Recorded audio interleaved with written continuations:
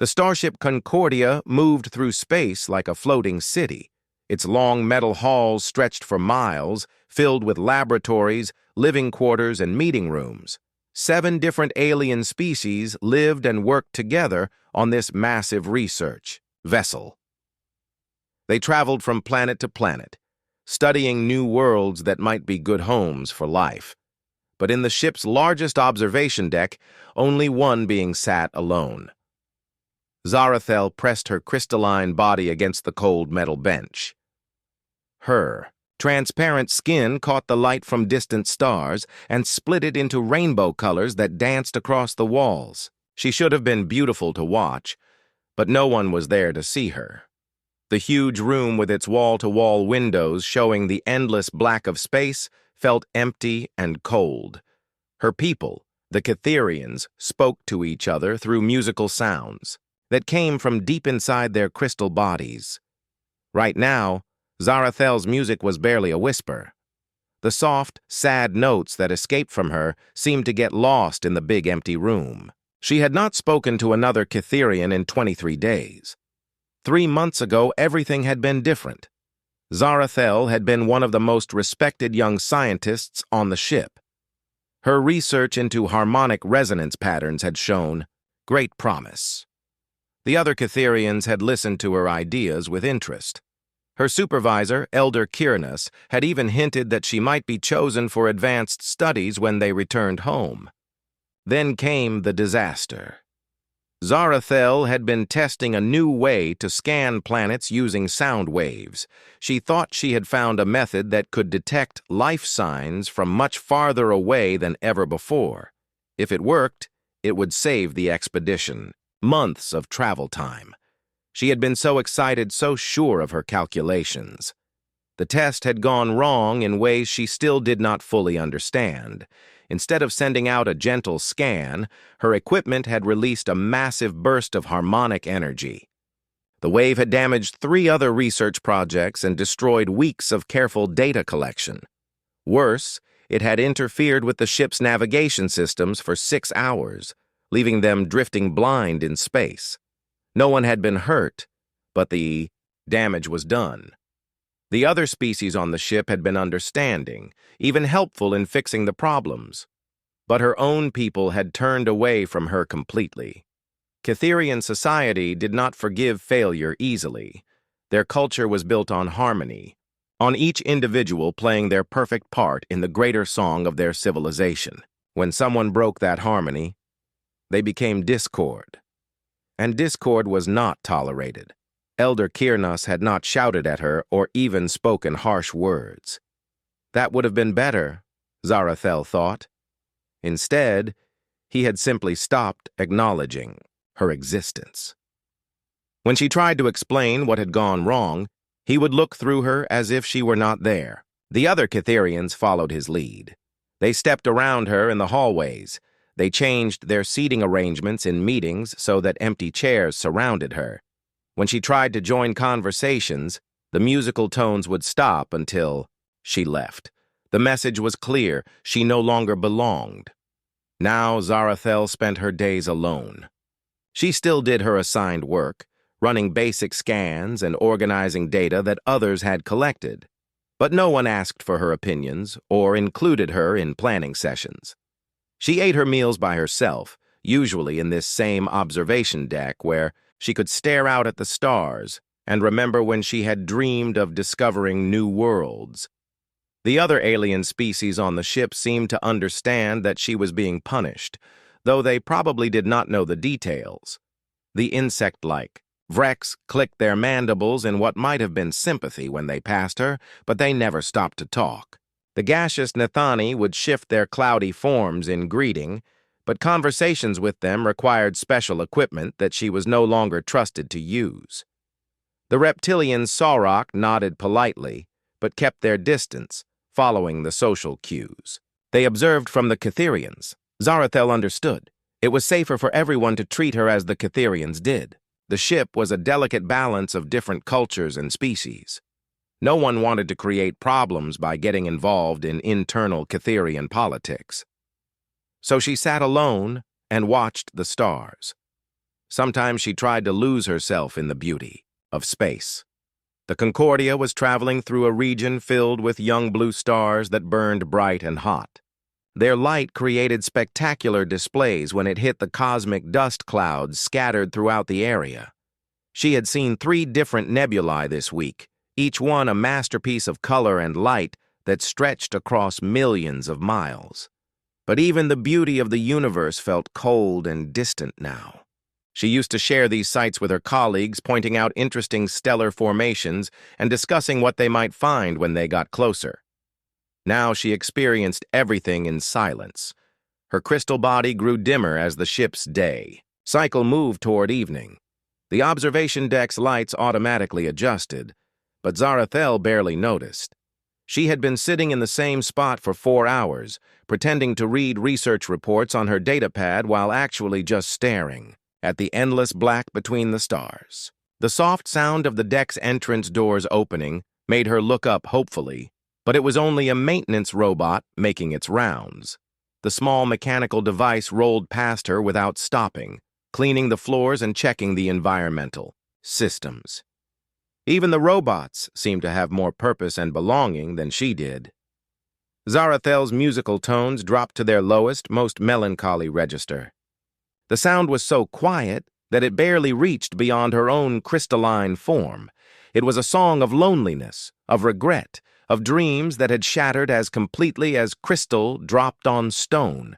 She thought about her homeworld, with its vast crystal, forests that sang together in perfect harmony.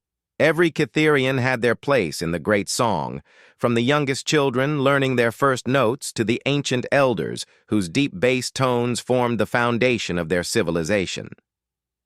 She had been so proud to be chosen for this space mission, so honored to represent her people among the stars. Now she was nothing. Worse than nothing, she was discord in the harmony of the ship. The datapad in her hands showed a report about atmospheric conditions on a planet they would reach next week. She should have been excited to study a new world.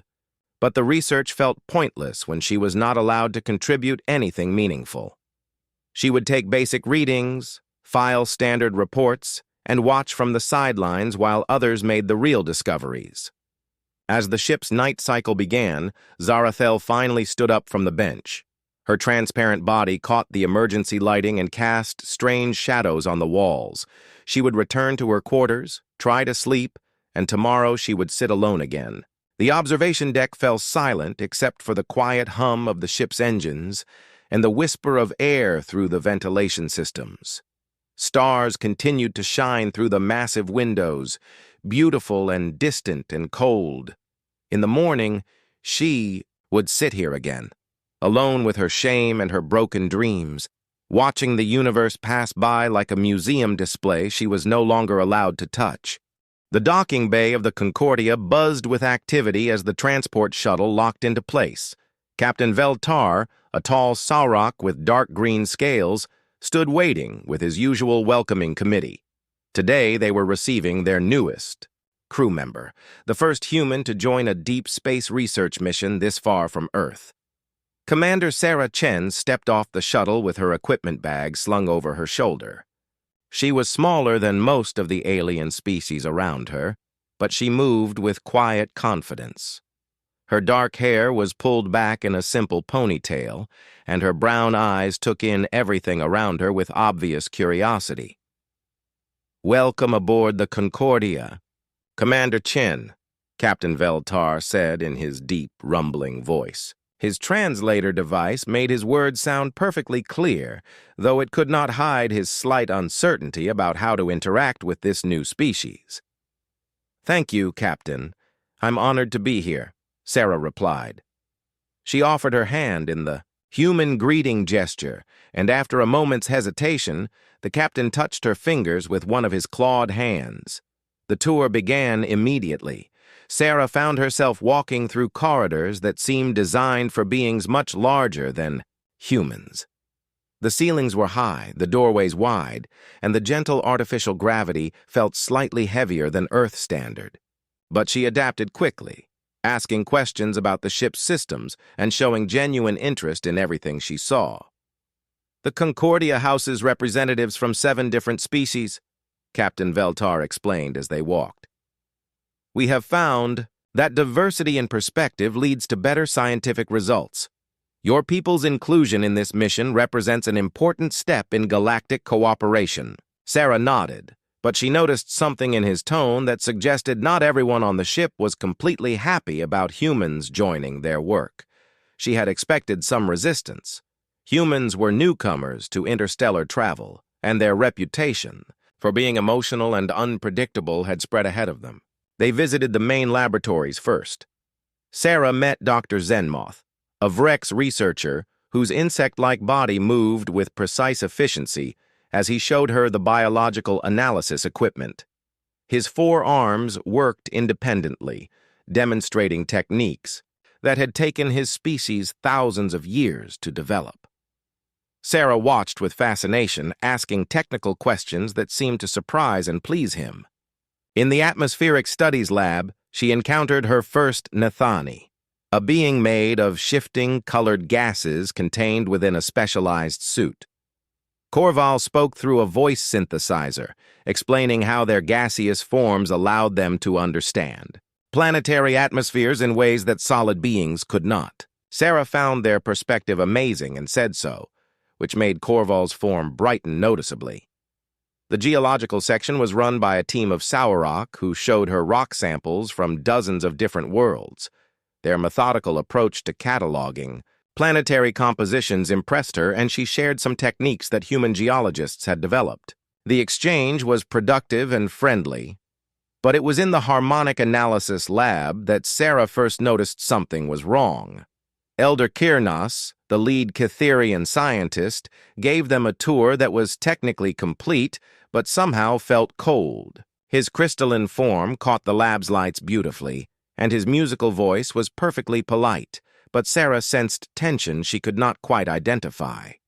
When Captain Veltar asked about the current research projects, the Elder's tones became slightly sharper. "We are pursuing several important studies," he said. "Our work has been focused since we removed certain unstable elements from our research protocols." Sarah noticed that there were empty workstations in the lab, and when she asked about them, the Elder's music stopped completely for a moment before he changed the subject. After the official tour ended, Sarah spent her first evening settling into her quarters and reviewing the ship's research database. As a xenobiologist and diplomatic liaison, her job was to understand how different species work together and to contribute her own expertise to their discoveries. The database was impressive. Detailed records of hundreds of worlds, atmospheric readings, geological surveys, and biological analyses. But as she read through the recent reports, she noticed gaps. Several research projects seemed to have stopped abruptly 3 months ago. There were incomplete studies and abandoned experiments that made no sense. Something had happened, but the official records did not explain what. The next morning, Sarah decided to explore the ship on her own. She wanted to get a feel for how the different species interacted when they were not giving formal tours to newcomers. The corridors were busy with crew members going about their daily work. Most of them nodded politely when they saw her, and a few stopped to welcome her aboard. She found the ship's main observation deck by following signs through the corridors. The room was huge, with windows that showed an incredible view of space. This was where crew members came to relax and think, according to the ship's layout guides. When Sarah walked in, she expected to find it busy with beings enjoying the view. Instead, she found only one occupant. A Catherian sat alone on a bench, near the center of the room. Her crystalline body was almost transparent, much dimmer than Elder Kirnas had been. She held a data pad, but did not seem to be reading it. Instead, she stared out at the stars with an expression that Sarah recognized even across species differences: loneliness.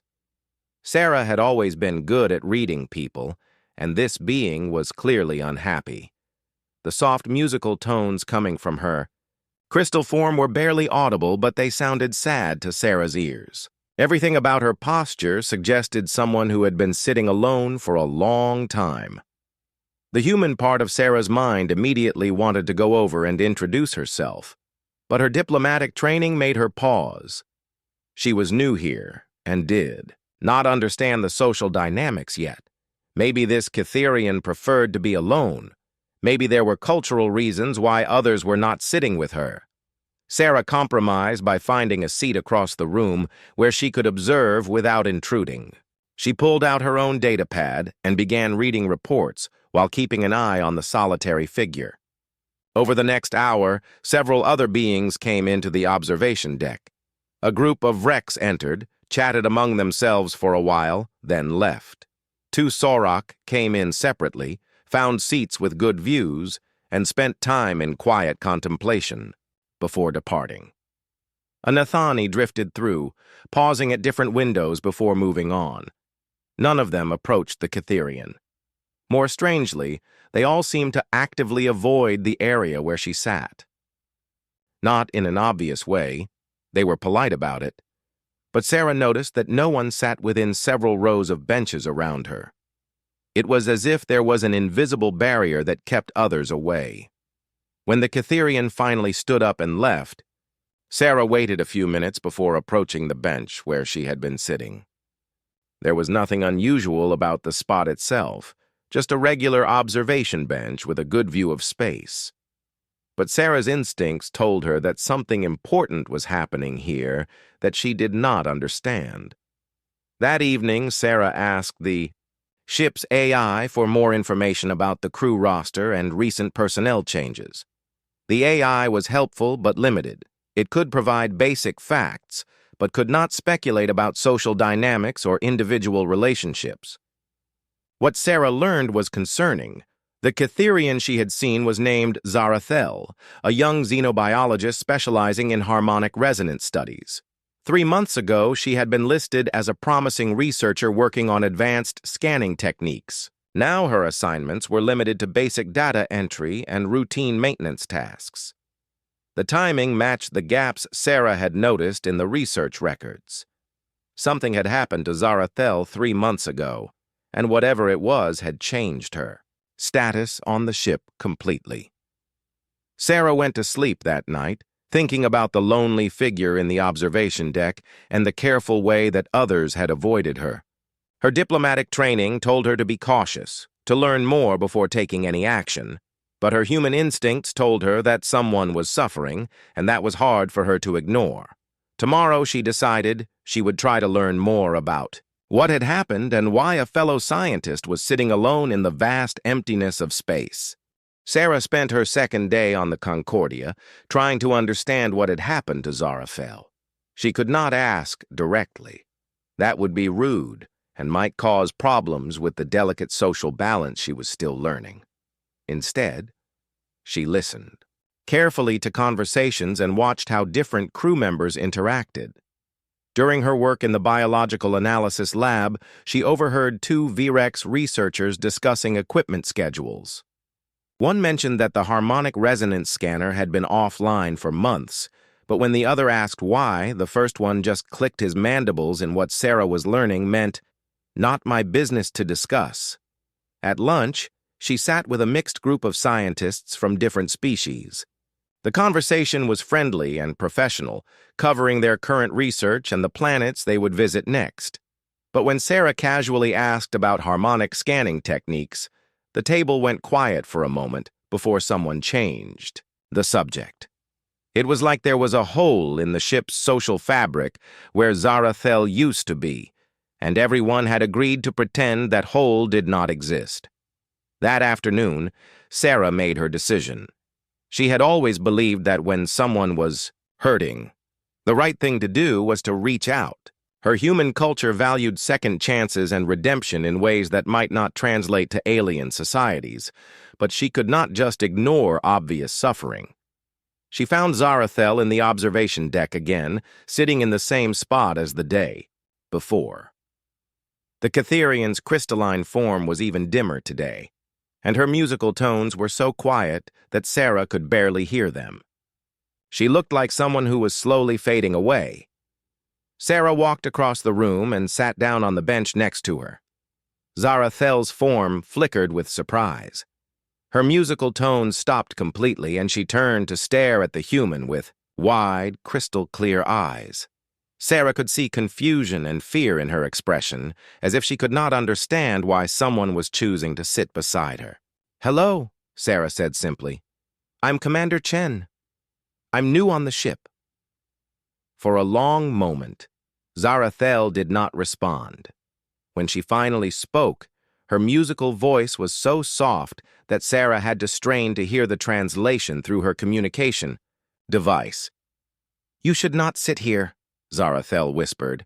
"It will cause problems for you." "Why?"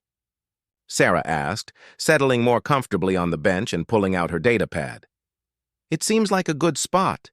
Great view of the stars." Zarathel's form shifted, becoming even more transparent. "I am not someone you should associate with. The others will tell you." "Tell me what?" "That I am a failure. That I broke important things and cannot be trusted." Zarathel's tones became even quieter. "That sitting with me will mark you as someone who makes poor judgments." Sarah looked out at the stars for a moment, considering her words carefully. "You know, humans have a saying, everyone deserves a second chance. We believe that past mistakes don't have to define who you are forever." Zarathel's crystalline body flickered again. "Your people think very differently from mine. Maybe that's why I'm here," Sarah said. "To bring a different perspective." She opened her datapad and began reading atmospheric analysis reports from their next destination planet. She did not try to force conversation or ask probing questions.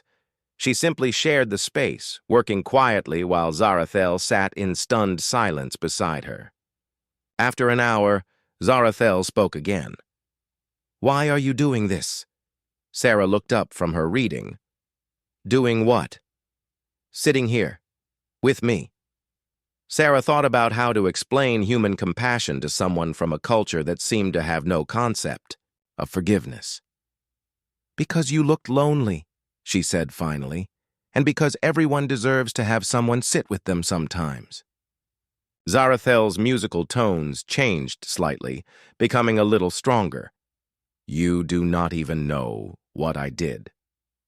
Do you want to tell me?" For the first time, Zarathel seemed to consider the possibility of talking about what had happened.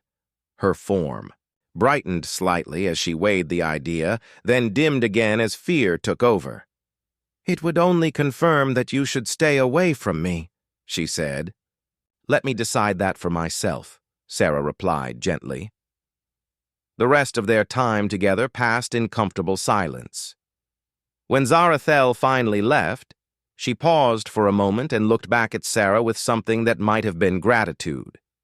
News of Sarah's behavior spread through the ship quickly.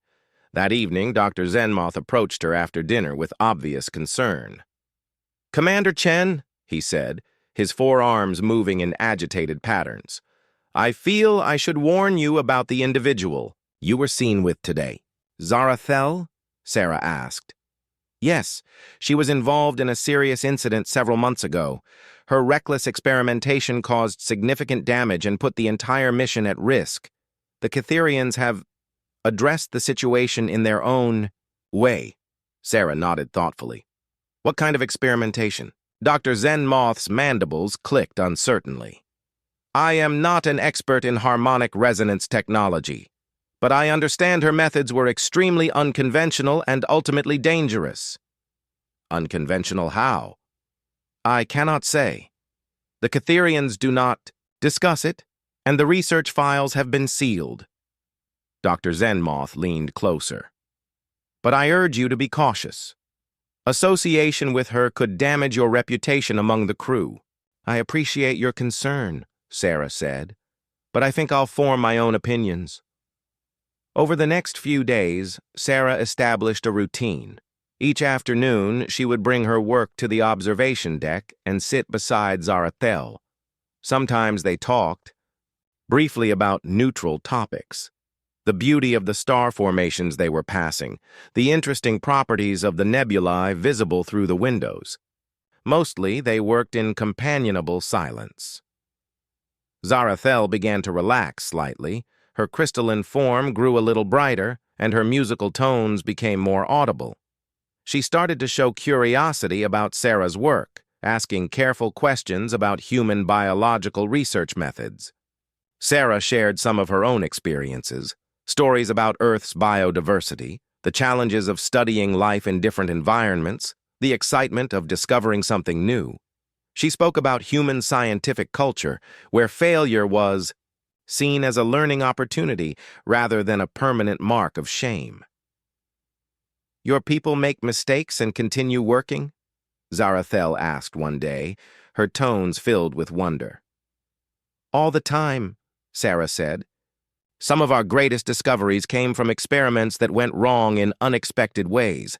We have a saying, failure is just a step towards success." Zarathel's form pulsed with what Sarah was learning to recognize as intense thought. "Among, my people, harmony is everything. When someone breaks the harmony, they become discord, and discord cannot be part of the song." "What if the discord leads to a better song?" Sarah asked. "What if breaking the old harmony creates space for something new?" It was a radical idea for a Cytherian, and Sarah could see Zarathel struggling with it. Her people had maintained their crystal civilization for thousands of years, based on principles of perfect harmony and conformity. The idea that disruption might be valuable was almost incomprehensible. But slowly, day by day, Zarathel began to open up. She told Sarah about her research into harmonic resonance patterns, her theories about using sound waves to detect life, signs at great distances, and the experiment that had gone so catastrophically wrong. "I was so sure I had found something important," she said one afternoon, her tones heavy with regret.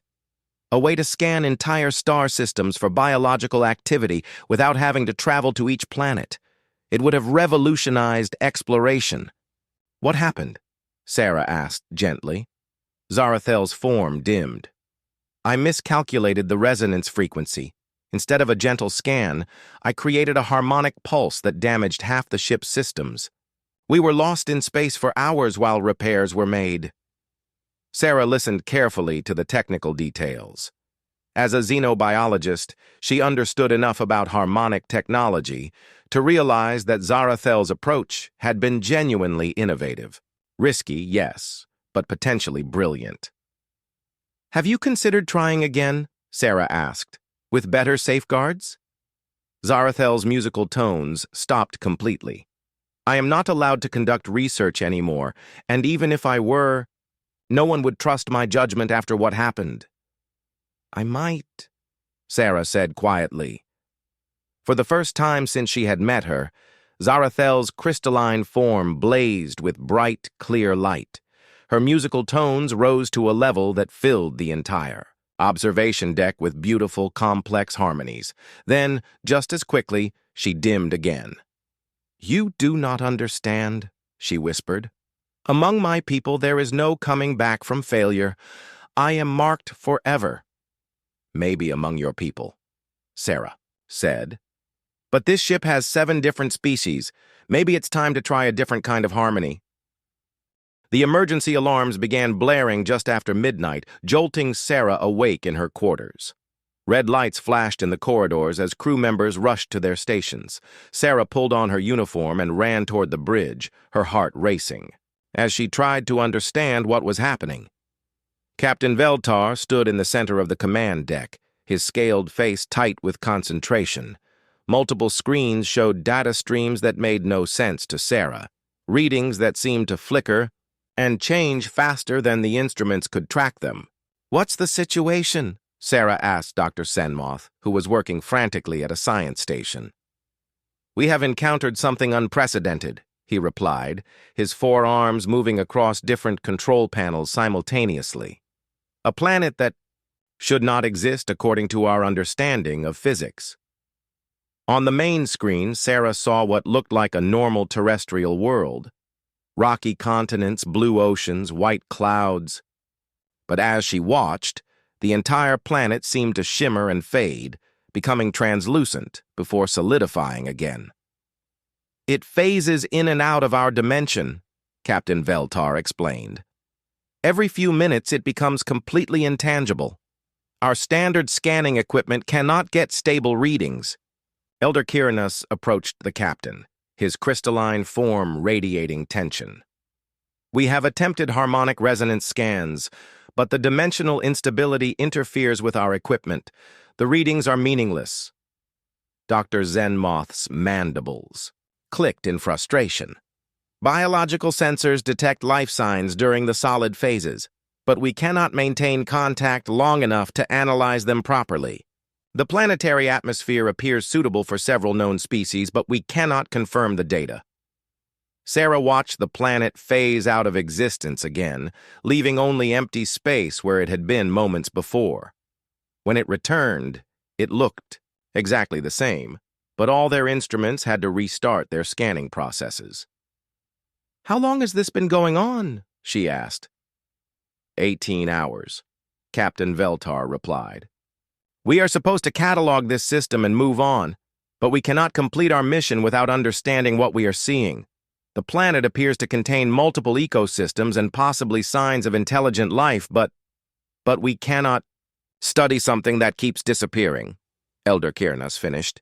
His musical tones carried deep frustration. "This is beyond our current capabilities." Sarah studied the readings on the various screens, her mind working through the problem. The dimensional phasing seemed to follow a pattern. Roughly 4 minutes solid, 2 minutes translucent, 30 seconds completely gone, then back to solid. But conventional scanning methods needed more time than that to gather meaningful data. "Have you tried compensating for the phase shifts?" she asked. Dr. Zenmoth looked up from his station. "We have attempted to predict the cycles and time. Our scans accordingly, but the interference during the translucent phases corrupts our data. We need a scanning method that can penetrate dimensional barriers." Sarah felt a sudden spark of recognition. "What about harmonic resonance? Could sound waves penetrate the phase barriers?" The science deck went quiet. Elder Kyrannus turned to stare at her, his crystalline form growing noticeably colder. "Harmonic resonance cannot penetrate dimensional boundaries," he said firmly. "The physics are impossible." "Are they?" Sarah asked. "I mean, has anyone tried? This is a completely new phenomenon." "Harmonic scanning has been perfected over thousands of years," Elder Kyrannus replied. "The limitations are well understood." But Sarah was thinking about her conversations with Zarathel, about the unconventional research that had gotten her into trouble. What if the limitations only apply to conventional harmonic techniques? What if someone tried a different approach? The elder's musical tones turned sharp. "Unconventional approaches are dangerous, as we learned 3 months ago." "But 3 months ago, we didn't have a planet that phases between dimensions," Sarah pointed out. "Maybe dangerous is exactly what we need." Captain Veltar looked between them, his reptilian features thoughtful. "Commander Chen, do you have a specific proposal?" Sarah took a deep breath. "I think we should ask Zarathel to look at this problem. Her research was into long-range harmonic scanning, and from what I understand, her methods were innovative." The silence that followed was deafening. Elder Kyrannus's form went completely transparent with shock, and Dr. Zenmoth's mandibles clicked rapidly, and what Sarah was learning meant extreme agitation. "That individual is not qualified to work on critical research," Elder Kyrannus said finally. "With respect, Elder, what we're doing now isn't working," Sarah replied. "We've been here for 18 hours with no progress. Maybe it's time to try something different." Captain Veltar's scaled brow furrowed as he considered the suggestion. "What exactly are you proposing, Commander?" "Let me talk to her. Let me see if her research might apply to this situation. If it doesn't work, we're no worse off than we are now. If it does work the way her last experiment worked, we could be much worse off," Elder Kyrannus pointed out coldly. "Or we could solve a problem that's currently impossible," Sarah countered. "Captain, we came out here to study unknown phenomena. This is definitely unknown." The captain was quiet for a long moment, studying the phasing planet on the screen. Finally, he nodded slowly. Very well. You may consult with her informally, but any actual experiments must be approved by the senior science staff. Elder Kirnus's musical tones rose to an almost painful pitch. Captain, I must protest. Noted, Elder, but Commander Chen is correct that our current methods are inadequate. Captain Veltar turned to Sarah. You have 12 hours to develop an alternative approach. If you cannot, we will move on to the next system. Sarah found Zarathel in her quarters, not in the observation deck as usual. The Catherian's crystalline form was dim with what Sarah had learned to recognize as depression, and her musical tones were barely audible. I heard about the planet, Zarathel said when Sarah entered. Another reminder that I am not part of the real work anymore. Actually, that's why I'm here, Sarah said, sitting down across from her. I think your research might be exactly what we need. Zarathel's form flickered with surprise. What do you mean? Sarah explained the situation with the phasing planet and the problems they were having with conventional scanning methods. As she talked, she watched Zarathel's crystalline body gradually brighten with interest. Dimensional phase shifting, Zarathel murmured, her tones taking on the complex harmonies that Sarah had learned meant deep thought. I have never encountered anything like that. But could your harmonic resonance techniques work on something like this? Zarathel was quiet for a long time, her form pulsing with internal light as she considered the problem. My research was based on the theory that harmonic waves could carry information across much greater distances than anyone believed possible. I thought that by modulating the frequency in specific patterns, I could create resonance cascades that would amplify the scanning signal. Could those same techniques penetrate dimensional barriers? I do not know. The mathematical models would be completely different. Zarathel's tones grew stronger as her scientific curiosity overcame her depression. But theoretically, if the phase shifts follow a predictable pattern, it might be possible to synchronize harmonic pulses with the dimensional fluctuations. Sarah felt excitement building. Could you run some calculations? Zarathel's form suddenly dimmed again. Even if I could develop a working theory, no one would trust me to implement it, and Elder Kirnus would never approve such an experiment. Let me worry about that, Sarah said. Right now, I just need to know if it's possible. For the next 6 hours, Sarah watched Zarathel work with an intensity and focus she had never seen before. The Catherian pulled up dimensional physics equations, harmonic resonance formulas, and theoretical models that made Sarah's head spin. Her crystalline form blazed with bright, clear light as she lost herself in the mathematics. It could work, she said finally, her musical tones filled with excitement. If I modify the resonance frequency to match the dimensional phase pattern, and if I use a cascading harmonic pulse instead of a steady signal, it might be possible to maintain scanning contact even during the translucent phases. What about during the completely invisible phases? That would require then a different approach entirely. Zarathel's form pulsed as she worked through the problem. I would need to create what I call a harmonic echo, a resonance pattern that would continue scanning based on the last known position, even when the planet disappears completely. Sarah looked at the complex equations covering Zarathel's work. Station. How dangerous would this be? Zarathel's tones grew quieter. Less dangerous than my last experiment because the target is not on our ship, but still risky. If I miscalculate the phase synchronization, the harmonic pulse could interfere with the planet's dimensional stability. What would that mean? It could lock the planet permanently in one phase, solid, translucent, or invisible, or it could destabilize the phasing entirely. Zarathel's form dimmed slightly. We could accidentally destroy something unique in the universe. Sarah weighed the risks against the potential benefits. A stable scanning method for phase-shifted objects could revolutionize their understanding of dimensional physics. But the consequences of failure could be... The conference room fell silent as Sarah and Zarathel finished their presentation. The senior science staff sat around the oval table, their expressions ranging from skeptical to openly hostile. Elder Kirnas had not spoken since they began, but his crystalline form had grown steadily dimmer and colder. Captain Veltar studied the mathematical projections on the main screen. "This is quite complex," he said finally. "Dr. Zenmoth, what is your assessment?" The Vorek scientist's four arms moved in agitated patterns. "The theoretical framework appears sound, but the practical applications are untested. We would be attempting something that has never been tried before." "That is exactly why we should not do it," Elder Kirnas said, his musical tones sharp with disapproval. "This individual has already demonstrated the dangers of untested experimentation."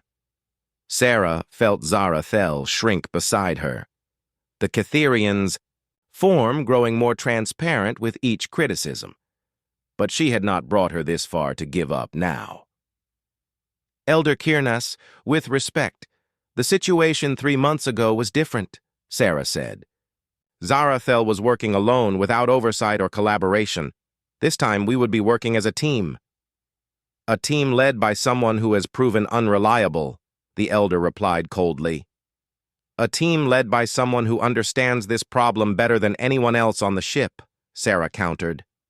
"Elder, you said yourself that conventional harmonic scanning cannot work here. What alternative do you propose?" The elder's musical tones stopped completely. In the silence, Captain Veltar turned to the other scientists around the table. "Dr. Korval, you have been quiet. What are your thoughts?" The Nathani's gaseous form shifted in their containment suit. "The dimensional physics are fascinating," they said through their voice synthesizer. "I have never seen anything like this planet. If there is a chance to study it properly, should we not take that chance? Even if it risks destroying what we are trying to study?"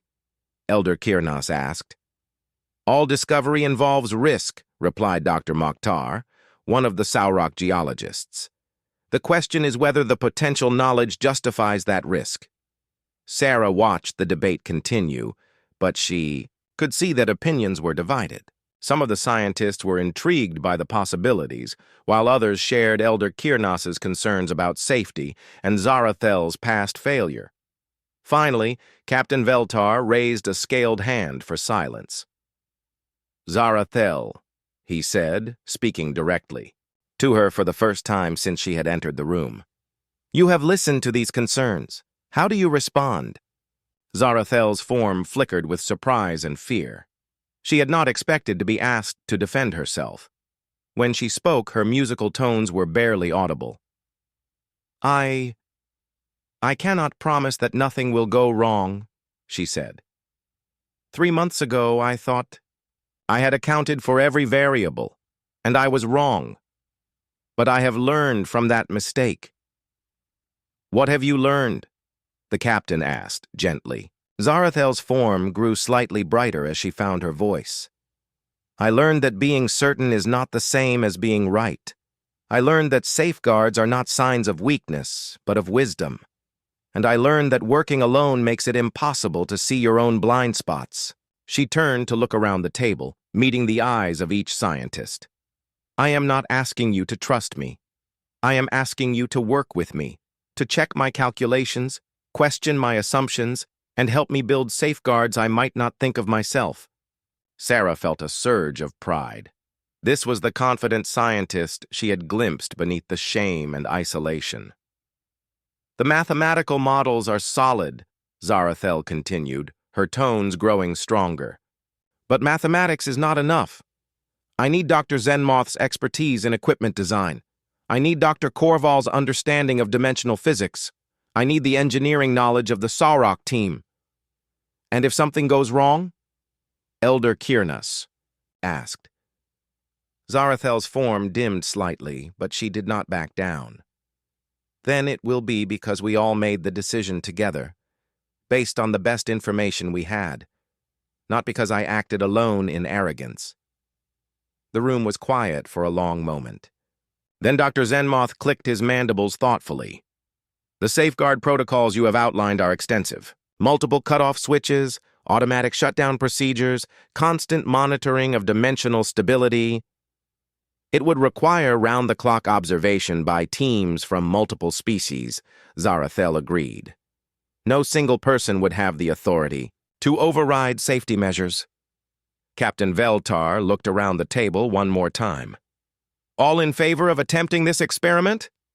Sarah held her breath as hands, claws, and gaseous tendrils rose around the table. Dr. Zenmoth voted yes. Doctor. Korval's form brightened in agreement. The Sauroch scientists nodded their approval. Even some of the other Kitharians seemed swayed by Zarathel's presentation. When the count was finished, the proposal had passed by a narrow margin. Elder Kirnas had voted against it, along with several others, but they were outnumbered.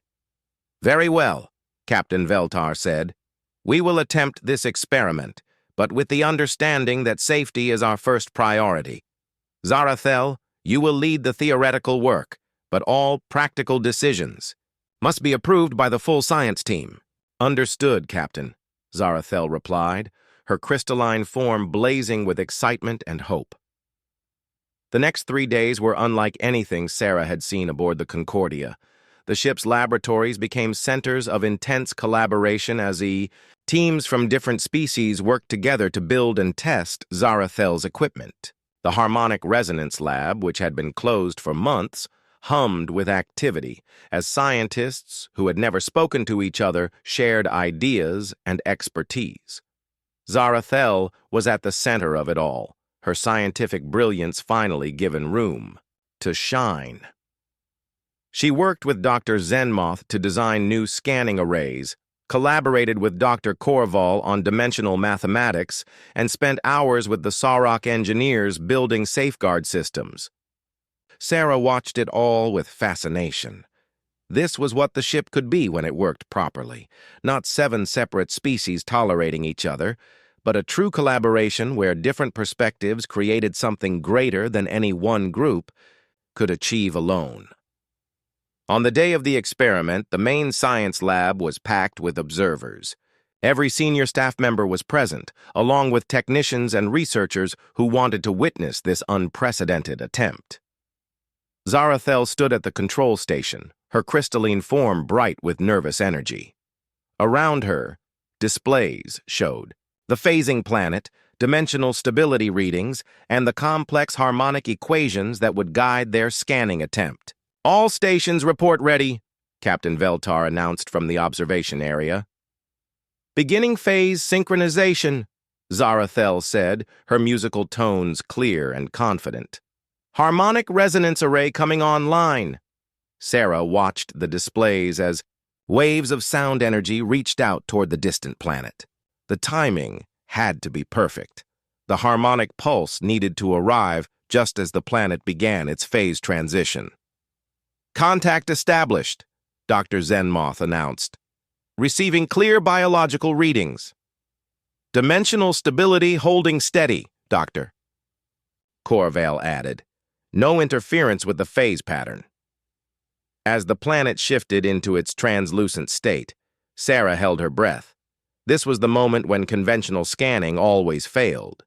Maintaining contact, Zarathel reported, her tones filled with excitement. Harmonic echo functioning properly, still receiving data. The planet disappeared completely, leaving only empty space. Sarah heard several crew members gasp. Contact! Maintained through harmonic echo, Zarathel announced. Scanning continues based on predicted position. When the planet reappeared, solid and stable, the laboratory erupted in cheers. For the first time in 3 days, they had maintained continuous scanning contact through a complete phase cycle. Incredible, Dr. Zenmoth said, studying his displays. We are receiving detailed biological data, atmospheric analysis, even geological surveys. This is working better than our conventional methods ever did. Over the next several hours, they gathered more information about the mysterious planet than they had hoped to collect in weeks.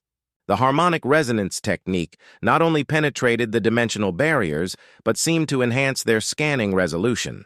They discovered that the planet was indeed inhabited by a species that had evolved to exist in multiple dimensions simultaneously. The phase shifting was not a natural phenomenon, but a defensive mechanism that protected the world from conventional observation. When the scanning was complete, Zarathel finally stepped back from the control station. Her crystalline form was blazing with joy and accomplishment, and her musical tones filled the lab with beautiful, complex harmonies. "Outstanding work," Captain Veltar said, approaching her. "This discovery will change how we approach dimensional research." Elder Kyrnus walked over more slowly. His crystalline form was still dim, but his musical tones had lost their harsh edge. "Your methods were effective," he admitted grudgingly. "Perhaps there is value in unconventional approaches when properly implemented." It was not a full apology, but it was a beginning. That evening, Sarah found herself back in the observation deck, but it was no longer a place of isolation. Word of the successful experiment had spread throughout the ship, and crew members from all 7 species had come to congratulate Zarathel and discuss the implications of their discovery.